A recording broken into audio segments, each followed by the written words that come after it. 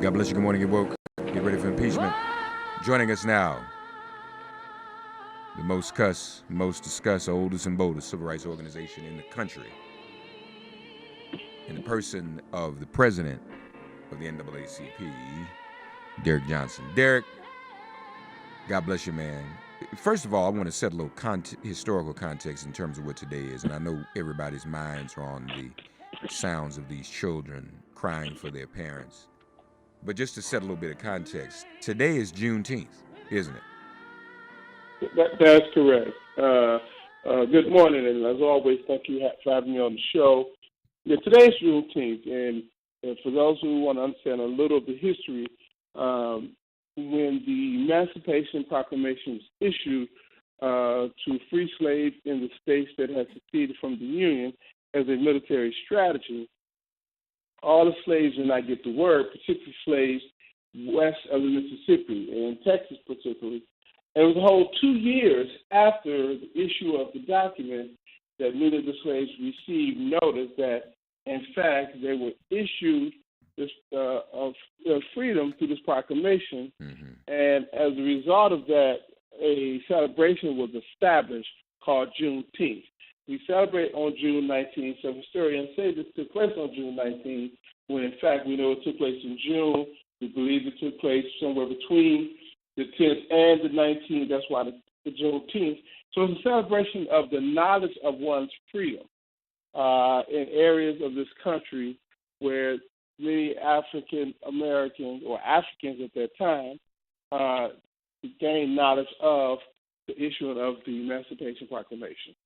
So we gain knowledge. They gained knowledge of their freedom late.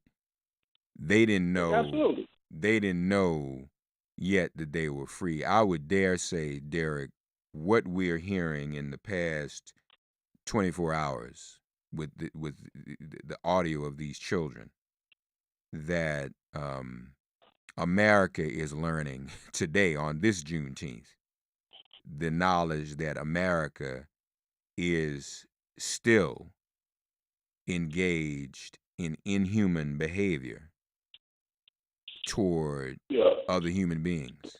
This is a true wake-up call. I mean, we got folk coming out the woodwork that you and I never would have seen take a stand against the Trump administration.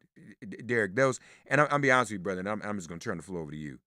The sounds of those children crying, to me, are, as far as I'm concerned, a reenactment of what happened to every one of our families in slavery, and a reenactment of what happened to every Jewish family during the Holocaust. I tell anyway, if you want to understand the pains, the frustration, the all of the hurt that this country has created because it's denial of human treatment towards community. You know, the African American experience is one in which all across this country, the level of collective consciousness that we display when certain things are said, certain people take the podium and speak in the public square, certain actions take place, we almost don't have to say it to one another. Our sense of discernment, that historical DNA, is so embedded in who we are as a people. We respond, we react. We have a certain level of understanding that oftentimes the rest of the nation never catch up with, but in this case, finally, they caught up with.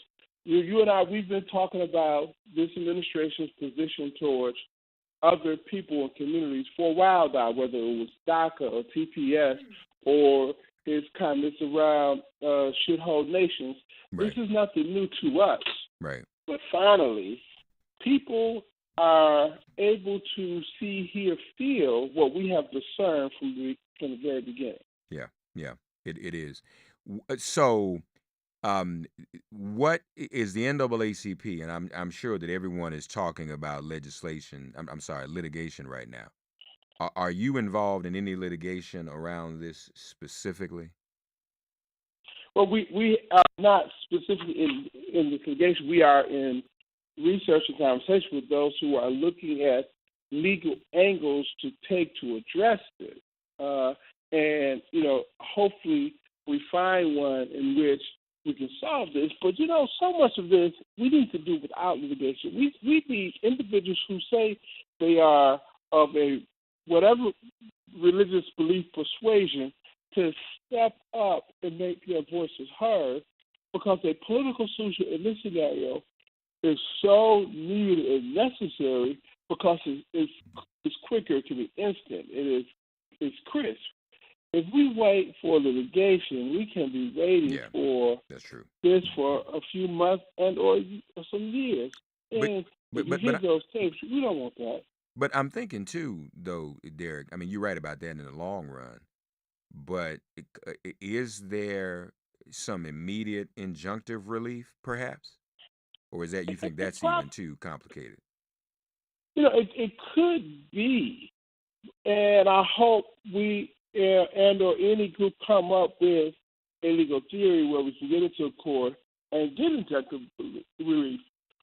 But I think there needs to be the level of political pressure that we're seeing now on this issue needs to not only be sustained but increased. There is no justifiable reason for a member of the Republican Party to continue to hide behind some fallacy of a notion that this is a good thing in terms of this nation standing in the world, public policy, or anything else. You have a person in the White House who simply lies. I mean, there's no other way. I heard before he said he has no interest in the facts. Right. He only has an interest in self-preservation, and at some point, his egomaniacism is going to completely crash something about this country that we won't be able to recover from. Yeah. They need to stand up and do something. This is not about partisanship anymore. This is about human dignity, the morality of this country.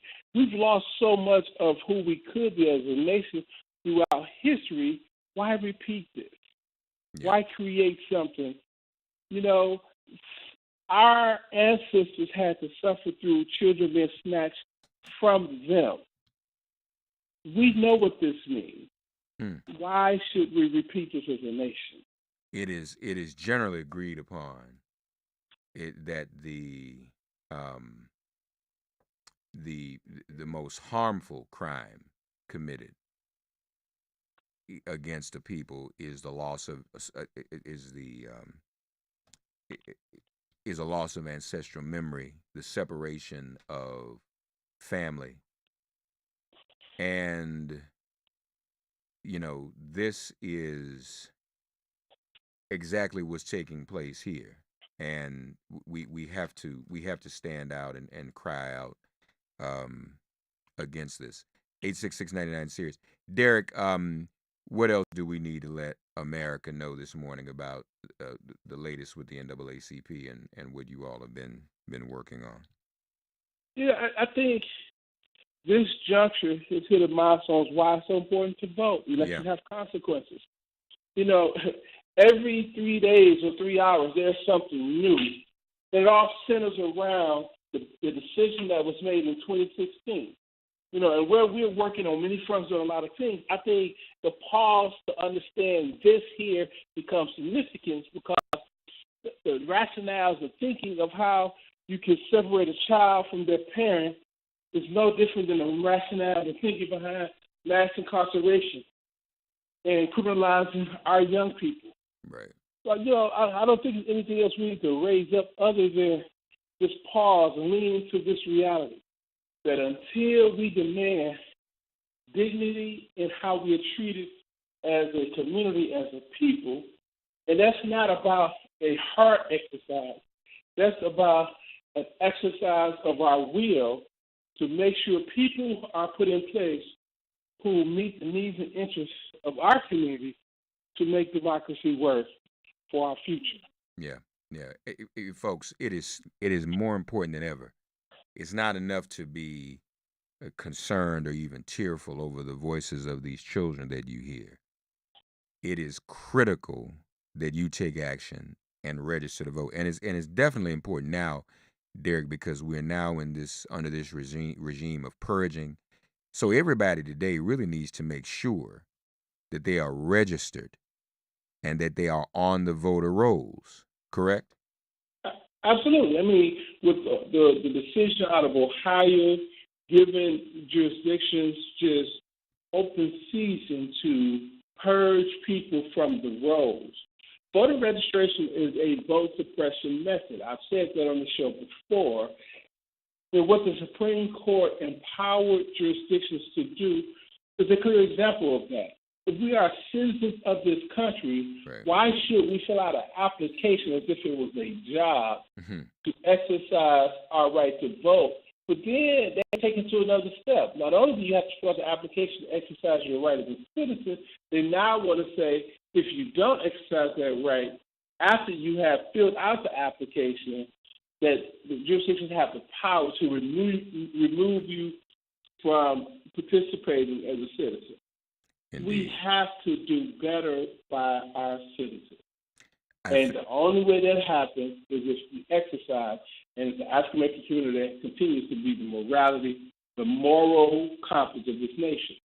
Derrick Johnson, as president of NAACP, folks, has assured his place in history. He will go down in history as having developed and implemented the most direct and concise theme of an NAACP convention in history. Right, Derrick? Defeat hate, vote. I can't remember a theme of anybody's convention, for that matter, that is clearer than that, Derrick. You know, I don't want to take credit for it, but that's what we are. Yeah. That we are looking in the face of some of the most this overt hatred. It goes past just flat out racism, overt hatred of who we are as a nation, hatred around the potential of our future, hatred around the ability of this nation to be one in which embraces all of her citizens and not just some. Right. And it is our obligation as a community, as African Americans, as citizens across communities, to vote to defeat what we are looking at right now. And Mark, I have to tell you, you sound like you're in a church that's a sister in the background going, it's like she's on a pew. Who is that? I don't know. I don't hear it. I keep hearing somebody go, I think it's probably just Brittany clearing her throat, but I know she agrees with us too. I know she agrees with what we're saying. She's definitely in the amen corner. Folks, the convention is coming up, NAACP.org, and be sure to meet us in San Antonio. And honestly, Derrick, there's no way that we can be in San Antonio, Texas, and not specifically address some of the issues of our brown sisters and brothers. We are in lockstep with what's taking place because we understand is one community today is us tomorrow as it was us yesterday. That's right. So we are completely in lockstep. Indeed.